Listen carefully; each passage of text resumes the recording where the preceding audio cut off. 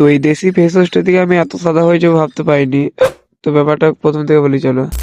Hello guys, back to my new mini blog. তো এই চকচকে ধকধকে সকালবেলা আমি এখন যাচ্ছি আমাদের সমুদ্রে স্নান করতে।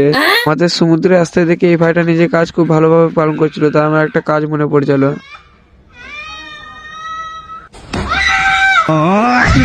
তো আমার বডি দেখো, কিন্তু আমার বডিতে কেউ নজর দাও না, কারণ আমি হলাম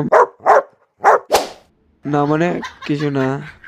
আমাদের চকচকে পরিষ্কার সমুদ্রের জলে আমি আমার চটিটা একটু পরিষ্কার করে নিচ্ছি, সমুদ্রের জলের মতো যাতে পরিষ্কার হয়ে যায়। ঠিক আছে, পরিষ্কার হবে, কিন্তু এত পরিষ্কার হবে আগে ভাবতে পারিনি, তাই আমার দেশি ফেস ওয়াশটা নিয়ে আমার মুখটা একটু ভালো করে পরিষ্কার করে নিই। ঠিক আছে, যতক্ষণ না পরিষ্কার হবে ততক্ষণ ঘষেই যাবো। তো ফাইনালি পরিষ্কার হয়ে গেছি, দেখতে পাচ্ছ না, মানে কালোই আছি আর কি। তো বাড়ি এসে আমি মুখটা দেখে নিই, কারণ পরিষ্কার পরিষ্কার লাগছিল আজকে তাই। তো দুপুরে আমাদের প্রিয় বাঙালি ভাতটা খেয়ে চটিটা পরে আমি হাঁটতে হাঁটতে চলে আসি মাঠ। ঠিক আছে, তো মাঠে এসে খানি ব্যাট বল খেলা দেখি।